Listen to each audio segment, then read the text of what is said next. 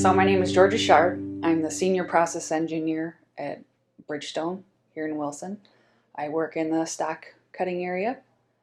And what I enjoy most about my job is that it is different every single day. I have worked in rubber manufacturing for the past 11 years. I know I don't look like I've been there for that long, but I come into work and it's something different every day. Being an engineer in college, I can say what we teach you is how to think and solve problems at a very quick pace. So I went to the University of Cincinnati. We are the first college that had the co-op program, something that I would definitely recommend to any kid going into school. Co-op is how I paid for myself to go to school. So I came out with less student loan debt. I know that college now especially can be very expensive. That was a big worry of my own. So what I did was I co-op during that time, and it helped me pay for quite a bit of my schooling myself. Helped me get a new car when I was in school.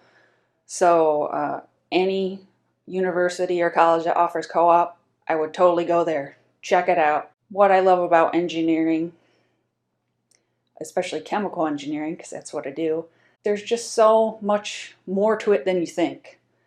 I know when I first went into school, I thought, oh, I want to work in a lab and do experiments every day. And then I do the complete opposite of that. I'm out on the floor every day. I'm interacting with people every day. It's not just Excel files and slide rules and ridiculously hard math, but you're actually solving real world problems in real time. So at Bridgestone, I work in stock cutting, but most of my experience has been with mixing. So you think about it is I'm making a very, very fancy cake, a very expensive cake. So what you're doing is you're starting off with a number of different raw ingredients. It's not the same every time. So let's say you're baking a cake. Today I have pure vanilla. Tomorrow I have vanilla extract. So they're going to be a little bit different. So what I have to do is kind of understand how those differences are going to affect my process and what I can do to kind of counteract that if it causes issues further down the line. So with my background in mixing, what I did was mix a product as good as you could, as fast as you could, because everybody wants better, cheaper, faster. It's always important.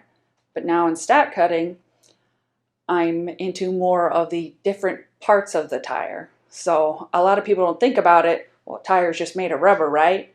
No, there's a lot of different pieces. You have the tread, you have sidewall. If you have a tire that is a run flat, that has a completely different compound in it than a normal tire. You have two steel belts. You have fabric that goes into your tire.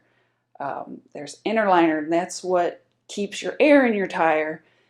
And there's so many different raw materials that go into it. I could go on and on and on. It's just, there's so much. And you don't think about that. So that's what I love, because everything is different every day. So in high school, I would say I was an intellectual, but I was a giant band nerd. Choosing a STEM program was a little bit different for me. I honestly kind of struggled. Even my first year of school, I loved playing the French horn. I almost picked going into horn performance, but I'm like, you know what? Engineer's going to make a lot more money. Plus, I had some horror stories of, going back and forth for auditions, and then you don't end up getting the part.